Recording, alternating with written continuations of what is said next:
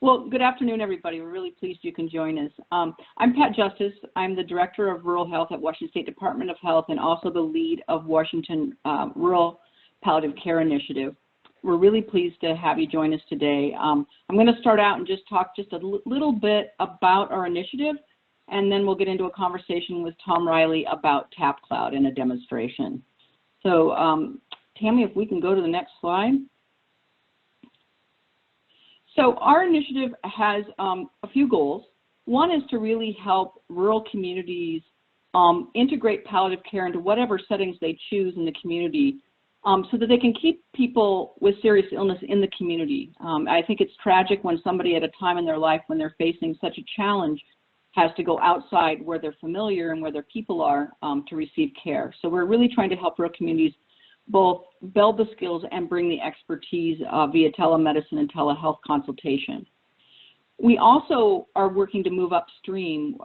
Nationally, I think there's a movement in palliative care to understand that we don't need to wait until people are late stage to offer this kind of care, so that with some diagnoses in particular, we can really predict at the time of diagnosis what that experience may be like, and there's some real advantages to engaging in palliative care sooner.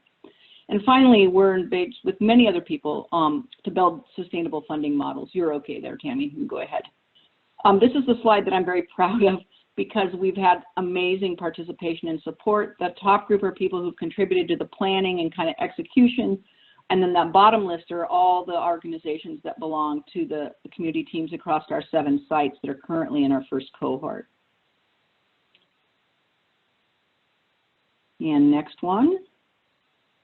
So just a brief bit about how we're doing this. We begin with community engagement, and that means working with the community to identify both the assets and gaps they have in delivering care to people with serious illness, and also thinking about what they're doing around advanced care planning in the community and community education. We work with the healthcare organizations to build the clinical skills and to do the culture change necessary to begin to integrate into the health system. We have a group of experts in palliative care that assist us with a telehealth case consultation model.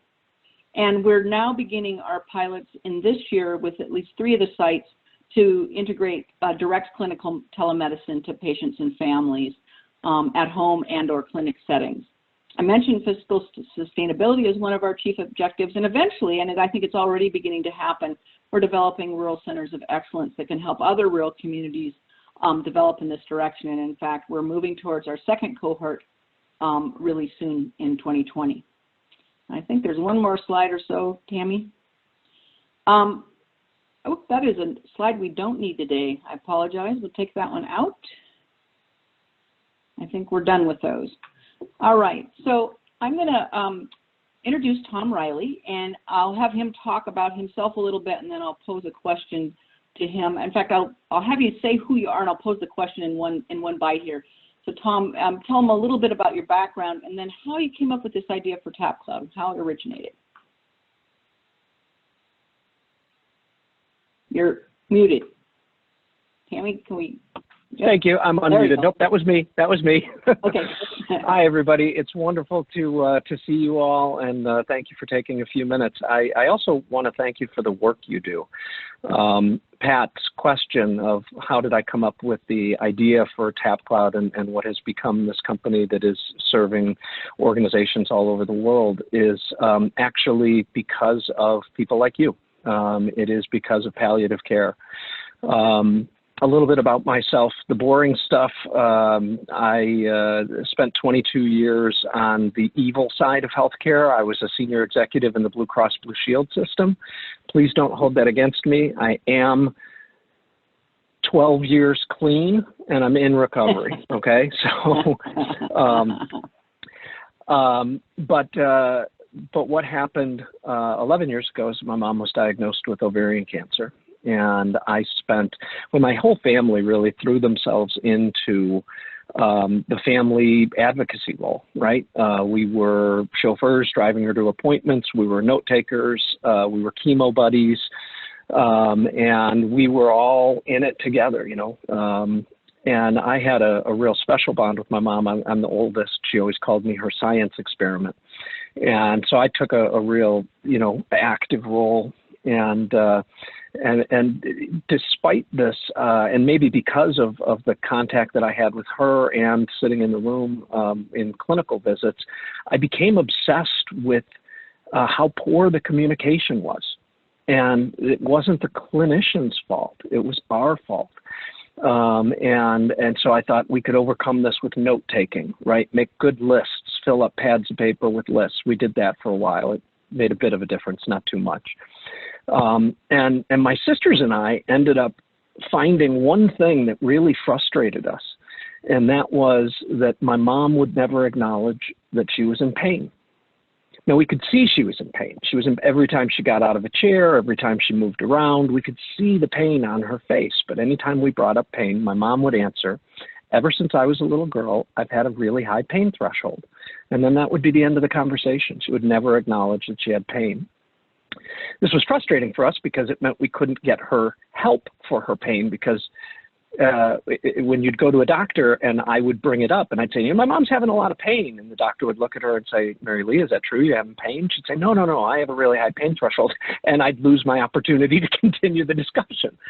So a couple of years into our journey, I discovered palliative care. Believe it or not, I discovered palliative care by Googling, why won't my mom's oncologist help with her symptoms? That's what I was looking for. Why won't my mom's oncologist help us with her symptoms? All they wanted to talk about was CA-125 results and blood tests and CAT scans, none of which was in remotely my mom's definition of health. In fact, my mom used to say, I'm not a number. That CA-125 has nothing to do with me. That's the health of this cancer inside me. It's not me. And so if you Google that, at least back a bunch of years ago, palliative care were like the top 5 or 10 Google search responses. So I had heard the word before, but I thought it was just another name for hospice. I thought it was a rebranding exercise. So I started reading about palliative care. I got really intrigued by it. And that afternoon, I called a palliative organization that was near her house and talked to a nurse practitioner and set up an appointment for a couple days later.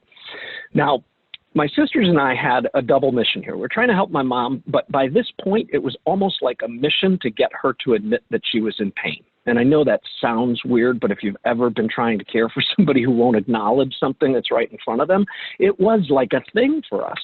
And so I called Carol, the nurse practitioner, when she was on her way to our house for the appointment. And I said, look, I got one favor I need.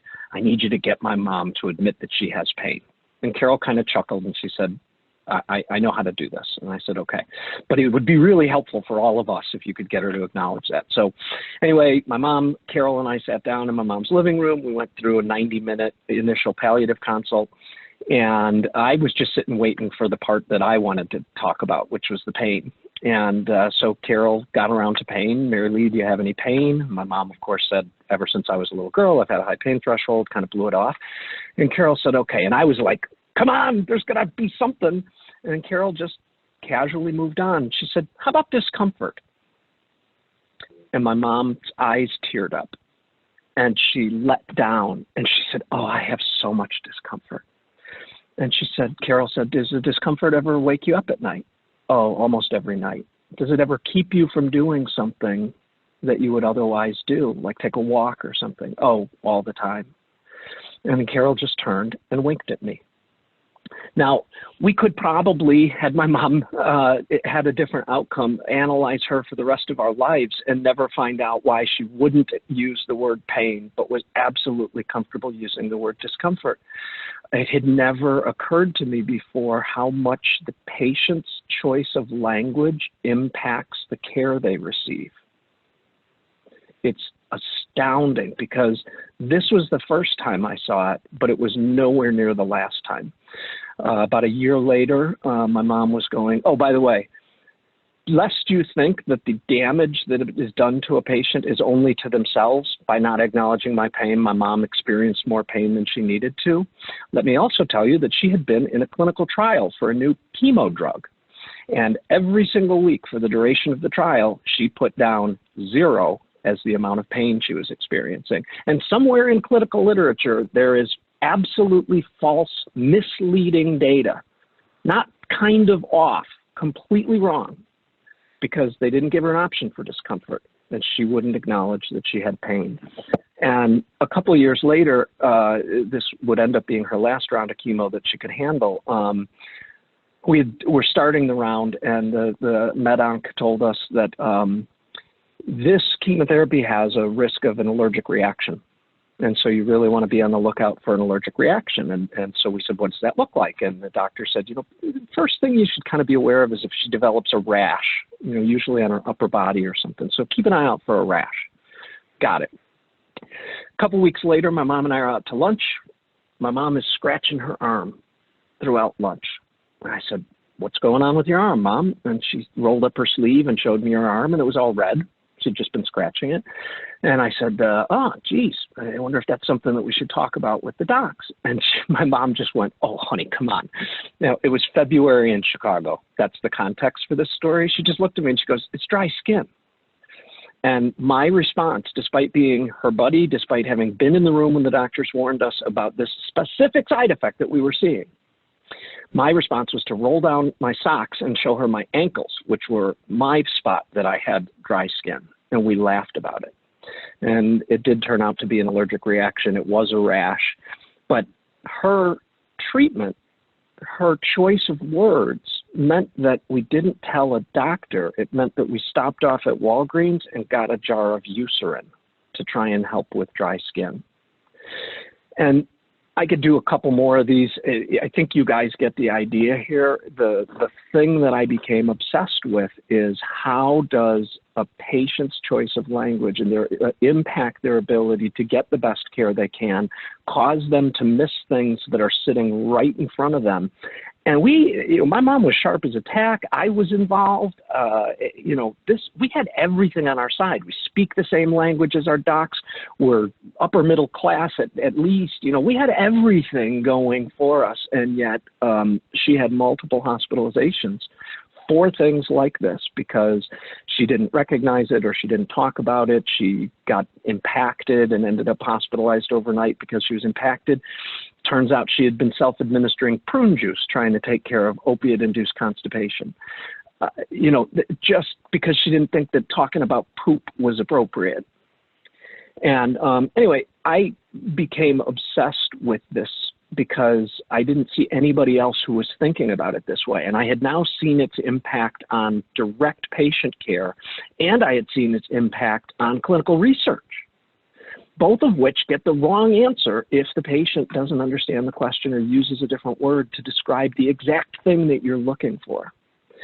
So I put that on a shelf. I didn't really know what I was going to do with it. It was just an obsession of mine. And then after my mom died, I found myself thinking about the last lessons that she had taught me, and this was it. And this was a gift, and how could I not do something to try and bring this to other people? So that's a very long-winded answer to the question, where did the idea come from? Why does TapCloud exist? And it's why I try and do everything I can with palliative care organizations. In fact, palliative care and hospice organizations are our number one customers.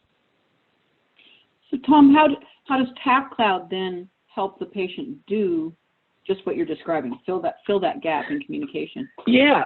I think this will actually help if I show you a little bit. So if you want to, do I hit the screen or Tammy, do you do it for me? You go ahead and hit your screen, share your screen, and we should be good to go. All right. So can you guys see a big white phone on the screen here? We can. All right. That is my actual phone. So what TapCloud does is TapCloud is, and I could be doing this on anything, literally anything that connects to the internet. So you can use TapCloud on a personal computer or a laptop. You can use it on an Android phone or an iPhone or a tablet or basically anything that connects to the internet. It's branded as the healthcare organization we're working with. So this is your organization, your color scheme, your branding, everything on this page can be modified to make it look like you. And the reason for that is TapCloud doesn't make anybody healthy. And we don't keep people out of the hospital. We bring better information than you've ever seen before about what's actually going on in the lives of your patients in between visits. In fact, the tagline of our company is 99% of health happens in between visits. And nobody knows what's going on in between visits. Nobody. Even the family members of the patient, as I have illustrated for you. So the core concept of this is that by giving somebody something incredibly easy to use that covers a few different things, it may provide information that's helpful. It may be easier than keeping a spreadsheet of your weight or your blood pressure. You can just do it right here. We can connect to scales and blood pressure cuffs and all that kind of stuff. It might just remind you to take a medication. And again, you'll see this is designed. Our average patient is 77 years old, and this is designed for them, not for teenagers. So there's nothing sexy about this app. Big targeted buttons, simple questions and answers. So those reminders are helpful. Those things might be, again, medications or other content. You might have videos of how to do a particular spirometer breathing exercise post-discharge for COPD patients or surgical patients. You might have stretching exercises for patients who are going through PT. But the core of what I was describing before is this idea that I came up with called the check-in. And a check-in is a little bit like a survey or an assessment, and it's a little bit like talking to your husband or your best friend about how you're feeling. It mixes the two of those. So the first thing is, I also learned this from my mom. I bet you that every one of you clinicians on the phone starts every conversation with a patient with, "Hi, how are you feeling today?" Right? It's just the most common sentence in healthcare. And it's a greeting, not a healthcare question. Because when I ask this in big rooms and I say, "What's the answer?" the whole room at the same time says, "Fine," right? Or in my mom's case, she was such an up person that she would always turn it around and say, "I'm great, how are you?" to her doctor. She was more interested in how they were doing.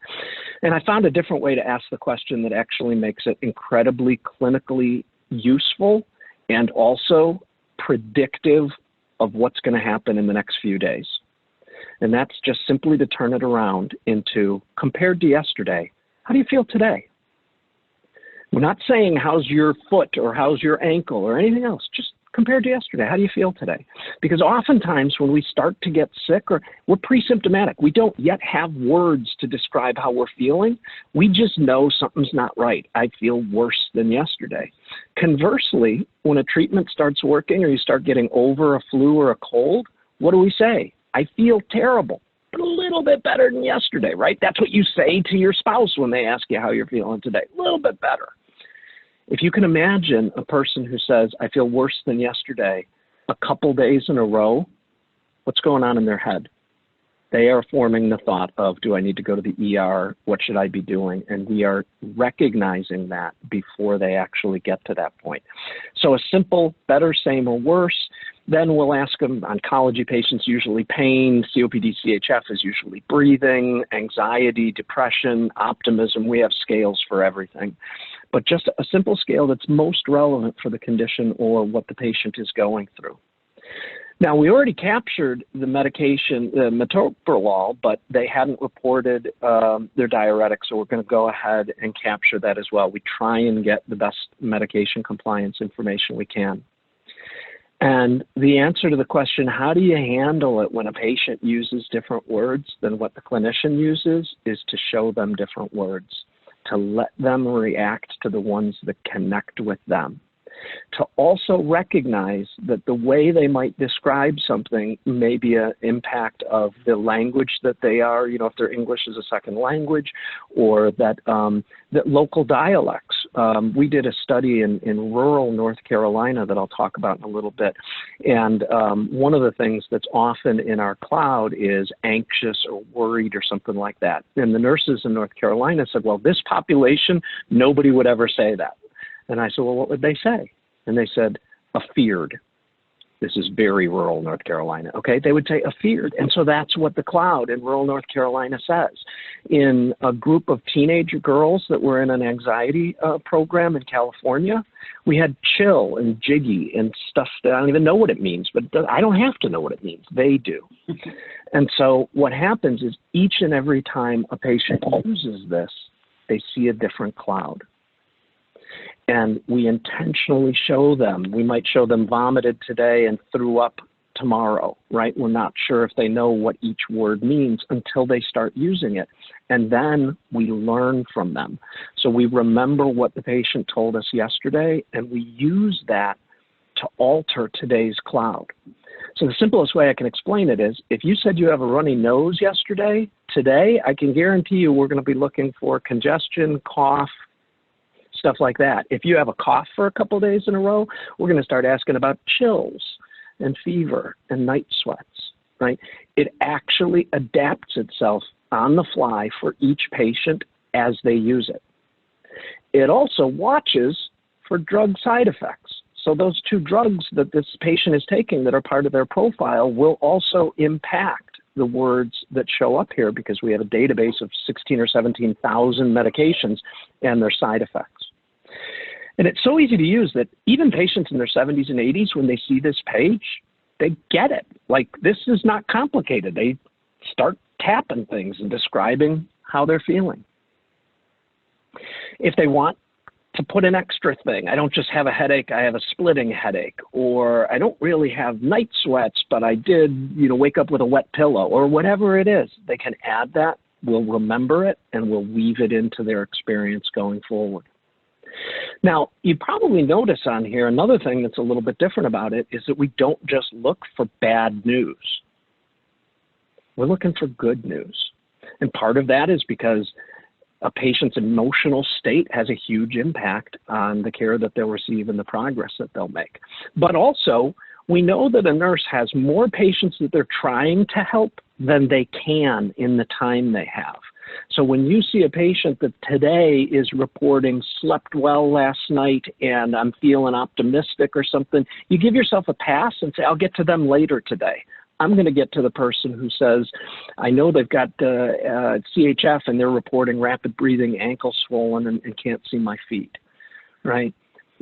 It's allowing you to prioritize. And then the very next time a patient comes in, let's say this is the next day, they come back, the system is going to remind them that yesterday you said you were sleepy or rapidly breathing and you had allergies. Are those things still bothering you today?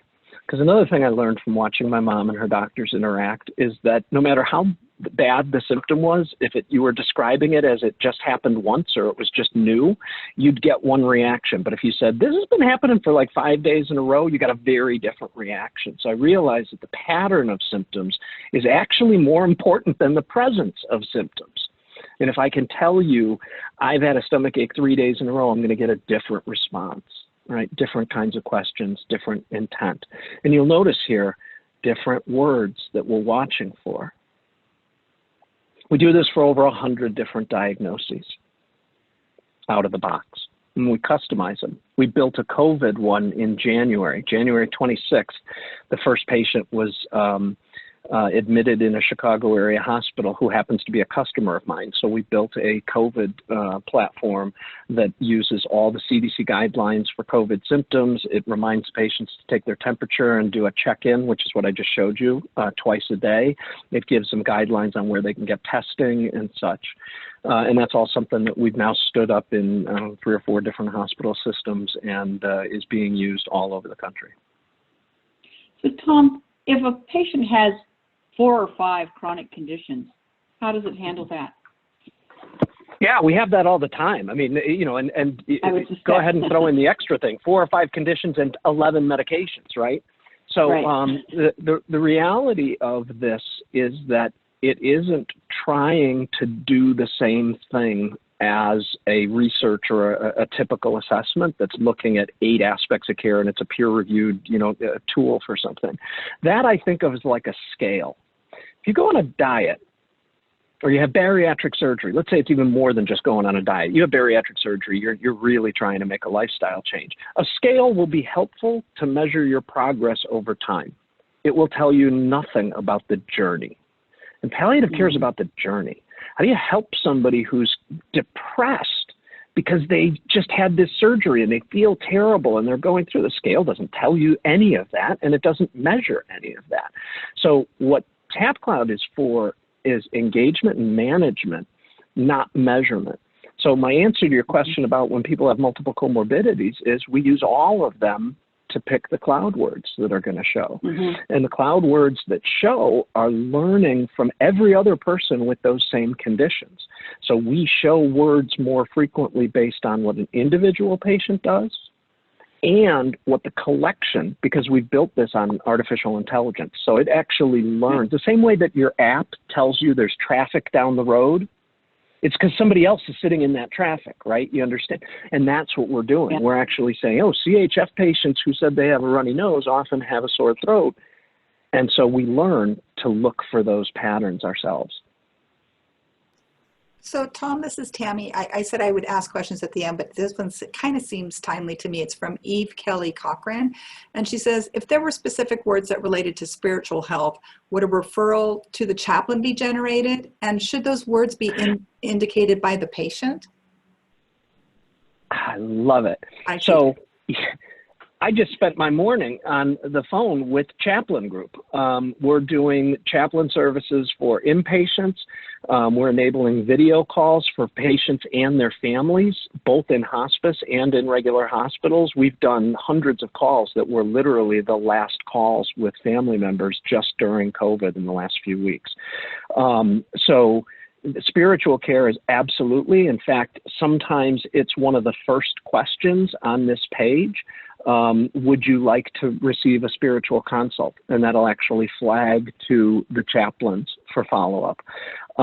We also recognize that if you ask spiritual questions of somebody who is an atheist, let's say somebody who would react negatively to that, that can actually be a negative. So we can have a module and say, in our Catholic hospitals, we have words like blessed and things like that in the cloud. In a secular one, probably not, but we might have optimistic or grateful or things like that. And that's all customizable. The same way I put a feared in for one customer in one little part, in one little corner of the country, we can have individual words at a patient level. And you can actually inject cloud words. So I was working with an ACO yesterday that's just launched and is managing a couple 100,000 patients. And he said, well, I'm glad we're doing this, but this particular patient, even though she has CHF, what she's really struggling with right now is anxiety. And I've been talking to her every couple of days. And I said, great. And I just showed him how to inject worried, nervous, things like that into the patient's cloud. The patient never knows that he did that. But all of a sudden, the cloud looks even more accurate. And the best praise that I hear from patients is when they say, how does this thing know? It keeps like guessing what I'm feeling, and it gets it right a lot. And it's not guessing, but it is a little bit. And so that's I hope was an answer to the question about spiritual care. If not, I'll show you a little bit more in just a sec.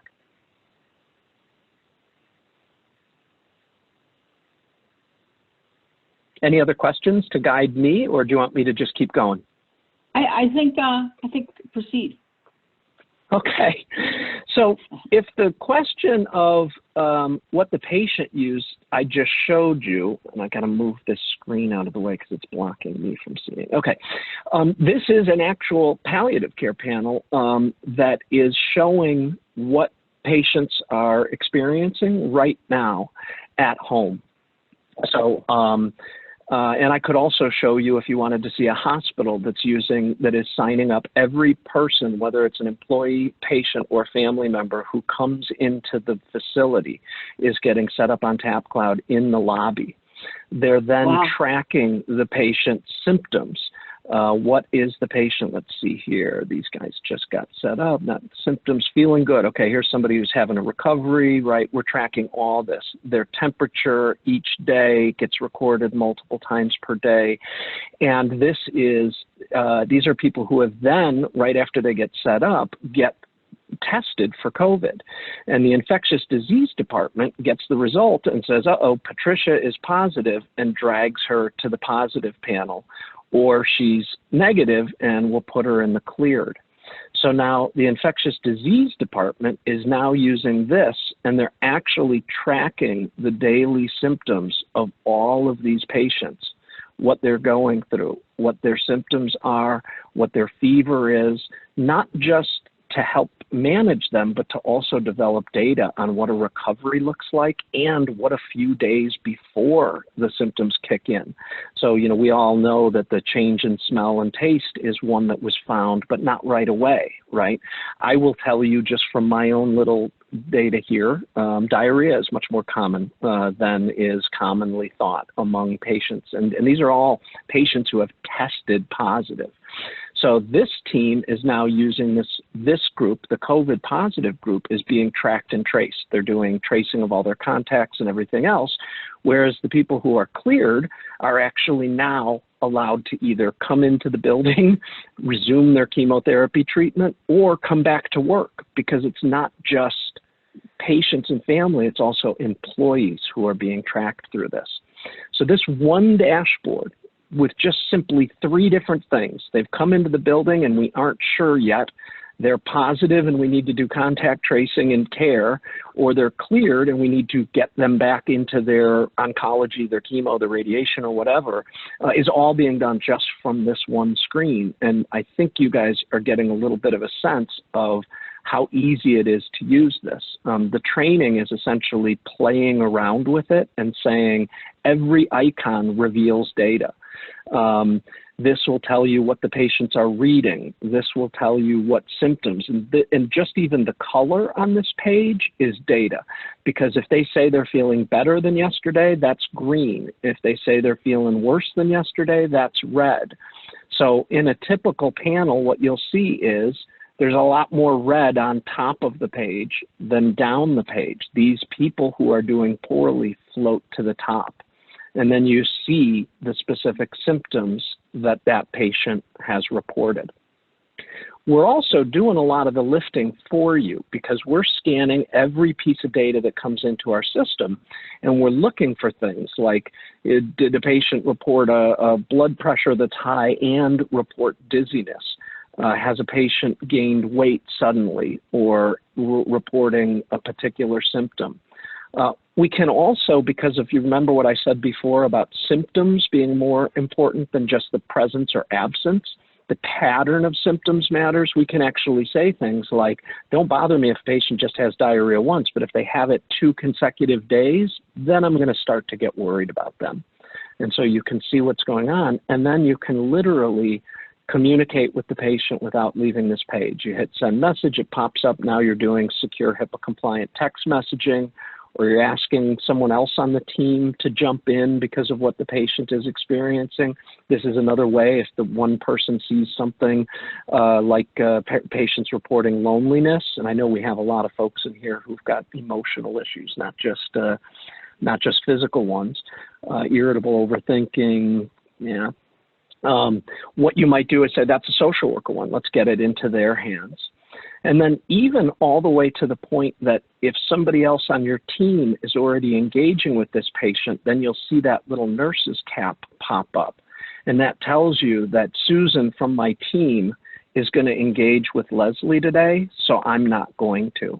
So you can have a whole interdisciplinary team managing this page without stepping on each other, without double communicating, knowing how to coordinate, and most importantly, knowing what they're going to find before they even pick up the phone.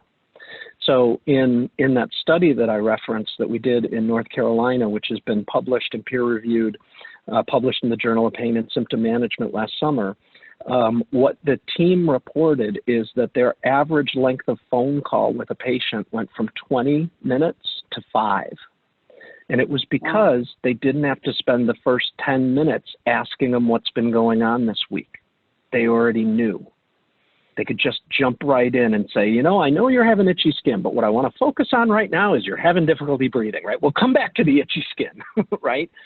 Etc. Or I see you're doing a lot of loneliness. I'm just going to have the chaplain reach out. This isn't a nurse call. This is a chaplain or social worker call. So that's what this is. And in a nutshell, it does so many more things than that. But I think you guys probably get a bit of a sense of how that works. I got so much other things that I'd love to talk about, but I want to stop doing a monologue and let you guys react or ask other questions. So while people are thinking, and you can pose those questions in the chat, Tom, if you were to sum up, and I think you've done this to some extent, but really what this has taught you about healthcare communication, how would you nutshell that? Well, I mean, I certainly talked about some of it. The first thing is that too often, because of the short amount of time that clinicians have with patients, when they get the answer they're hoping for, they stop asking for more. So I don't know that Carol would have pressed my mom to go beyond once my mom had told her she had no pain if I hadn't told her that we knew my mom had pain, right? And so I think that oftentimes the healthcare community gets the answer it's hoping for and then just stops. I think that patients themselves, the definition of health to a patient is never going to be represented as a number. A patient would know, how are you doing today? Down 2 pounds, right? My blood pressure is normal, right? It's just not how we think. And so one of the things that's most important and that led me to Google, why won't my mom's oncologist help with her symptoms, was that we've become so fragmented or siloed or specialized. I don't mean to make it a negative, but we're so specialized in healthcare that this is a true story I had. So my mom, her energy levels were really down. This was during one of the chemo cycles, and she was just not even getting out of a chair, right? She'd just kind of sit there all day. And I was doing research on this, and I had read an article that said that Ritalin can help some patients when they're in the doldrums of chemo and just give them more energy. So I brought this up to the oncologist, and I said, well, I read this article. I know all you doctors love when we come in and say we read an article, but I did. And I said, well, I read this article. What do you think about this? And the oncologist just looked at me for a minute, and she goes, I don't know. I don't think it would hurt anything. And she just wrote a script for it on the spot. And I went, wait, no, I'm not supposed to be able to get my mom a prescription for a controlled substance. This isn't how it's supposed to work. You're supposed to say, let's think about that. What is it? You know, what else have you tried this? Have you tried this? It literally jumped right to, okay, doesn't sound like it's going to hurt, so let's try it. You know, that was hard for me. I think the way I would answer the question is different. If one of my friends' moms got cancer, I would have a lot of things to teach them, and I do. In fact, anytime anybody that I know gets a scary diagnosis, I'm like one of the first calls, because not just because I'll get them set up on Tapbot right away, but also because there's a lot of this learning that that is the human effect, not just better note taking. Tammy, what do we have going on in chat? So in chat, we've got a couple of questions. One was, sorry, they're kind of popping up. So one is, can the care team communicate back to the patient through the app? I know you can message, but is there any face-to-face or phone call integrated in the app with the patient? Oh, yeah. We do HIPAA-compliant secure video and HIPAA-compliant text messaging right from within the app or the dashboard. So clinicians, and I didn't mention this before, but clinicians don't always have a laptop with them, but they do always have a phone with them. And there's actually a TapCloud version that gives you access to the same information. What's the I got signed out. Hang on a sec. So the same kind of data, what's going on with this patient? How have they been doing the last few days? I want to send them a message, I want to do a video with them, they can also do that all from a phone, an app on their phone as well. Because almost everybody is using this on devices that are phones, or things like that, we didn't build a separate phone thing, an audio only, but we do support video and secure text messaging. I will also tell you, secure text messaging, every clinician, when I start the conversation, is terrified by it. Oh my God, all I'm going to be doing is answering questions all day long. It's going to overwhelm me. The reality is quite different, because one of the things that we tell our clinicians to do when they're introducing it to a patient is to not go to the text message with a simple question. Do a check-in. Let me know how you're feeling. I'm keeping an eye on you. That's what it's for. And so a lot of your questions don't become questions. They become information in the check-in that then says, oh, this patient is having X, Y, Z. And if you recognize that as, uh-oh, I got to call them, then you do. And by the way, when they get a call from you or they get a message from you saying, I'd like to talk to you about something, they're very responsive, because it's not random. You're not just reaching out because it's been 30 days since the last time I called you. If you're a patient who's using this, your assumption is, oh, you've seen something that you want to talk about. So I think that robocalls have just about killed telephonic healthcare. All of our customers say that it's always been hard to get elderly folks on a phone. Now it's virtually impossible. They assume any ringing phone is a scam until proven otherwise. So when they get a message from you in the app that has your name on it, that doesn't look like spam. You're calling them by name, so it doesn't look like it's a trick or anything. They know that you're responding to data that you've supplied them, and so you get through. And in fact, one of the things that our clinicians will say is, I call them out of habit because it's what I'm just used to doing. When they don't answer, I send them a text or TapCloud that says, hey, that was me on the phone. If I call again, will you answer this time? And like a huge percentage of time, they say, yes, I will. Thank you for letting me know. I love it. So one of the questions does TapCloud interface with electronic health records that are already in place? Sure. Some of our customers have been asking us to just become an electronic health record, but I don't really want to build billing in. Electronic health records are built around one concept, which is billing. And TapCloud is built around one concept, which is if you know what's going on with the patient, they're going to have a better outcome.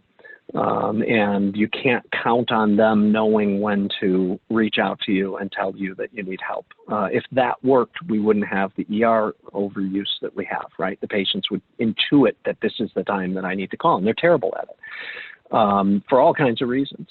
I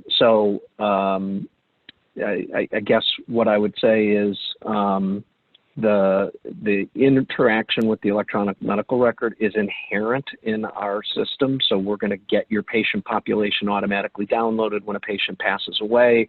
We mark them deceased so that we turn off all the notifications. I've been through this, so I know just the little things that'll kill a program like this. I got a call from AT&T because my mom's phone due was overbuilt on the day she died. That was a terrible phone call. I don't want anybody to get that kind of thing. So we try and get the right stuff as quickly as possible. We also have what we call caregiver mode, which is because we recognize that the family member, well, you heard my story, right? So I guess you shouldn't be surprised that I built something that involves family members. You can invite any number of family members to be part of this. And it's very simple to get them set up. And then they get reminders about what you're supposed to be doing. And they can be part of group chat messages, and they can be part of group video conferences. And that also has a real efficiency effect, because I know in hospice we hear all the time, oh, I just got done with a call with 3 of the family members, and then the 4th one calls me and wants me to repeat all that stuff because she missed the call. And so just being able to have a group thread, group video, things like that, make it a lot easier. So Tom, there's a population level to this where people can really see across the patients. Are typically people monitor, this may differ from place to place, are people monitoring their own patients, or is someone sort of being the monitor that looks across, a whole panel and cues people that things are happening? I'm going to guess that this answer isn't going to surprise you. Every single group we work with is different. Okay. I mean, I've worked with 8 different orthopedic surgery groups that are all part of the same hospital system, and every one of them does it a little bit differently. So Okay. that said, the first version that you described is quite common, where you would say it's a team effort. We kind of gang tackle a population of patients. We use the nurse's cap to keep in touch who's following up on what. We might have somebody who generally does the morning check and the afternoon check, you know, to keep an eye on this, because nobody sits and stares at this page all day. I mean, nobody, even our biggest customers, you know, don't do that. But what they do is they build it into their routine. 2 or 3 times a day, they take an eyeball, they see an alert that concerns them, they jump on it, or they ask somebody else to follow up on it. The other way is what I call air traffic control. And that's where I hope we're going with this, because what ends up happening is a lot of the stuff you see here doesn't require clinical engagement. It's a touch point. Somebody says, hey, I see you're having a tough day. I'm going to follow up with you tomorrow if it doesn't get better, right? Even some of the symptoms I was showing you don't mean drop everything and call 911, right? A lot of times it means, did you try this? You know, can you do this? So we've done, and we do every day, both sides of that, both the very specific, you know, you could see a panel that has a human's name on it. You know, this is the Steve panel, and nobody but Steve has access to it. He manages the whole thing. Where I think it's going is that people look at this as more a holistic part of how they engage with patients. They have a small team of people who is eyes on this, and then they're filtering out to the right people from there. And that's what usually happens after hours in hospice. The 24/7 guys, you know, the overnight team that mans the phones, they just watch for alerts. They don't even watch the symptoms that are coming in. They just watch for alerts. Alert came in, this patient said they almost fell down. The alert came in, this patient gained a bunch of weight or whatever. And then they get that into the hands of the right people. Tammy, other things in the chat? Thank you. Can't hear you, Tammy. You're muted. That's so funny. I clicked it, but apparently I clicked on my head, not on the unmute. So Sam Watson says, have you considered building a feature where a significant caretaker or caretakers can also provide input as to how the patient is doing, not only in the context of the condition, but also of their relationships? So it's like, be like Tom, like you having that ability on your mom's behalf to add the input. Yeah, no, that's exactly what Caregiver Mode is for. So when I said that a family member gets signed up, what it would say now, and by the way, it can support multiple care. So let's say that I'm caring for my mom with her ovarian cancer and my dad with his dementia. True story, my dad has dementia. I've just got the worst genes in the world. I would have one that says mom, and then I would have a different one that says dad, and they would have different reminders and instructions. And when I do a check-in, I'm reporting on what I'm observing or what I'm hearing about from them. So I tell them, this is what my dad is experiencing today. And then I click a button and switch over to my mom, and I go through and I got a different cloud because my mom has a different condition than my dad does, right? And so I'm doing that. And then what happens in the system is, let me see if I've got somebody here that's already set up as that. If there are family members, you would actually see the family members' names and such in the top, and they each get assigned a color. And then anything that they report, so here when you see low self-esteem, chills, no energy, there would be a purple dot there. And that tells you, oh, well, that's from one of the family members. And then you'd see, you know, then each family member is listed with their color next to it. And that's for everything. So if the kid reports mom's med compliance, there will be a purple dot next to medication taken. And if they report their vitals, so you always know, and actually we let each family member choose their own color so that it feels, you know, connected to them. All right, I hope that answered the question. Yes. And then can I ask one more, Pat? You sure can. This is from John Human. He says, rural communities can pose some real challenges getting some people to interact with technology. Has there been tracking to see what percentage of patients use it? And then again, what about dementia patients? Dementia is tough, and I will tell you, because my dad has dementia, I have been trying to get him to use TapCloud for a long time. He doesn't remember that he has it on his phone, but he doesn't remember a lot of things. He calls me every single day and says, I have a stomach ache. Will you come pick me up and bring me home? I think he thinks I'm his dad a decent percentage of the time, because it sounds like he wants to get picked up from a sleepover. Let me refer to this study that we did. This was a CMS-funded study. It was part of the CMMI. It was a part of rural North Carolina that was chosen specifically because of the challenges. 3 primary care physicians in 100 square miles. Average drive to a hospital is more than an hour. Okay, that's this world.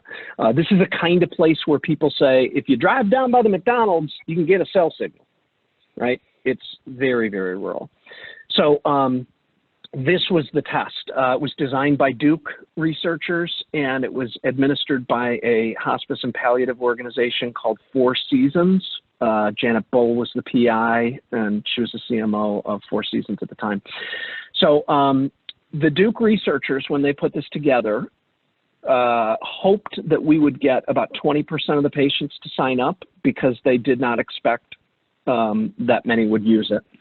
And they hoped that they would get 2 months of data so that they would have enough to crunch for a write-up for the study.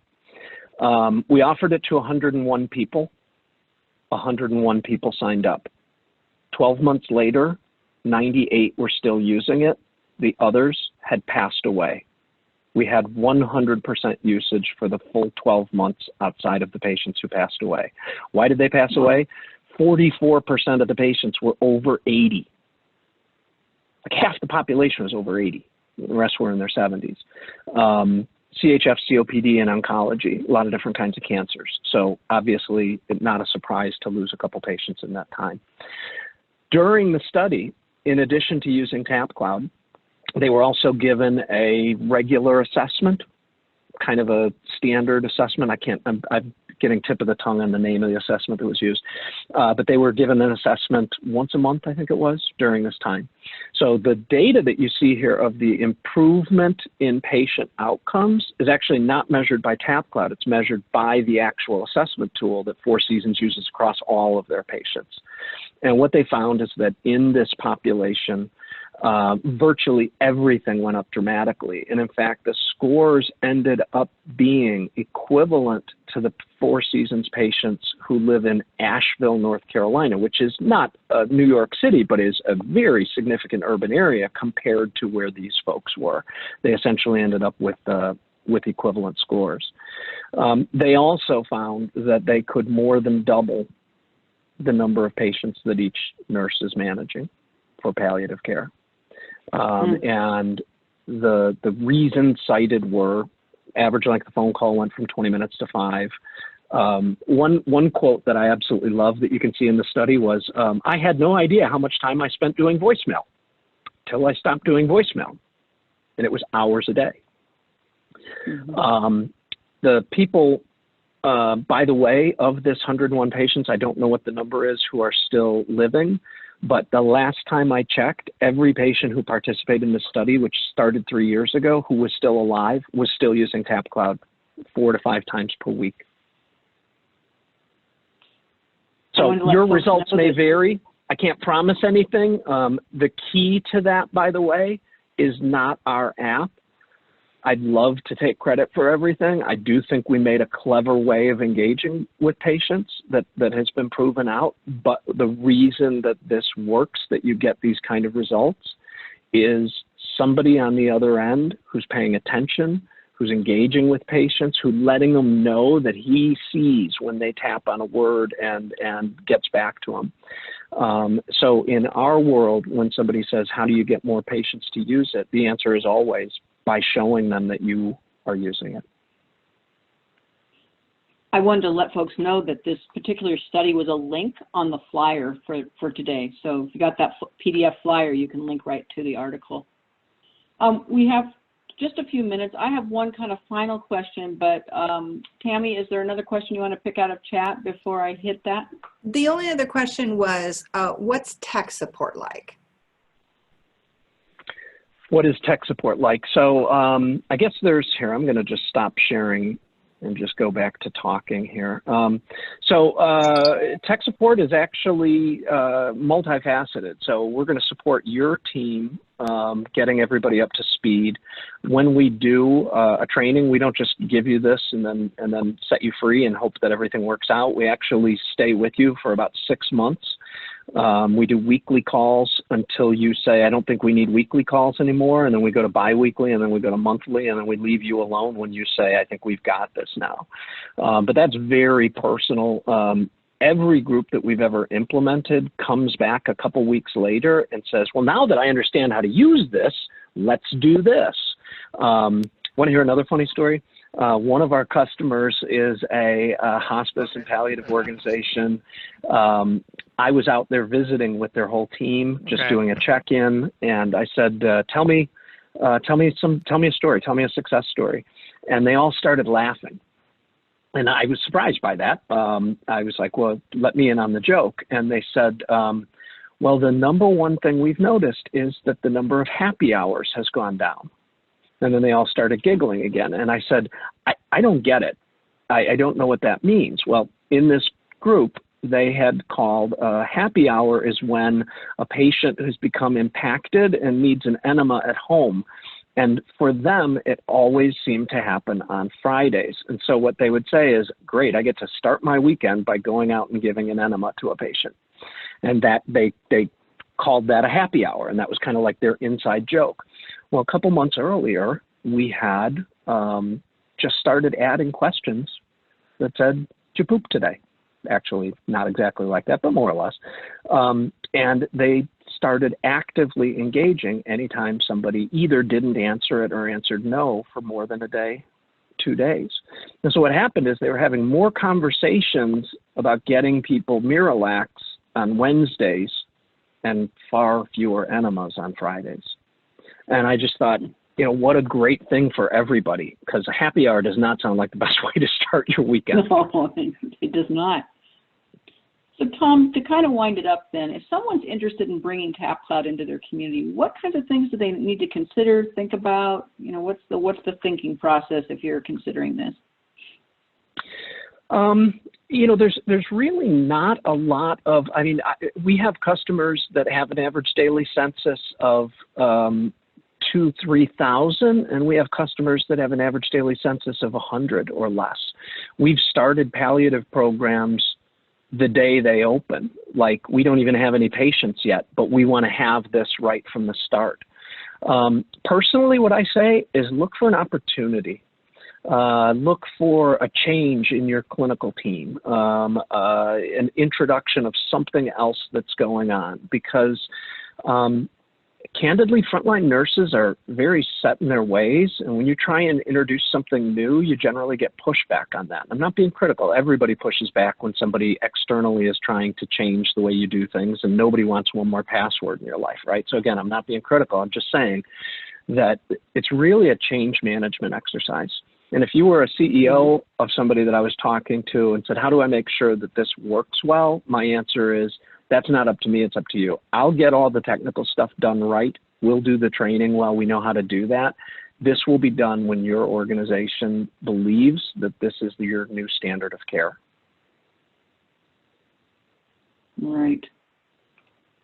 We have, I guess, a couple minutes. Anything else come into chat? Tammy, or do you have any other questions? Or anyone? The only other chat one I had was from Raleigh Bowden. She said, because you reduce interactions with patients and you shorten those visits, do you think it interferes with the patient connection? Great question. Actually, what the people will tell you, and if you're interested, you know, you can contact me and we'll discuss it more. It's not that at all. The patients feel that they're being watched even when they're at home. They feel supported by you, just knowing that somebody's keeping, I don't know if this twitchy eyelid means anything, but I know that that wonderful nurse is looking at it, and she'll let me know if it does. So what happens is you might have shorter conversations. You might skip an in-person visit because you see the person is doing well and focus on somebody else, but they feel more supported because they're there even when they don't realize that you're there. And again, that will sometimes be somebody reaching out and sending a message that just says, hey, I see you're having a tough day today. And that's really powerful. I will also tell you that in the, it wasn't part of the Journal of Pain and Symptom Management study, but it was the same organization. We went back and looked at their CAP scores. They had one team using TapCloud because they were the first group because they were in that study together, and another team that wasn't using TapCloud.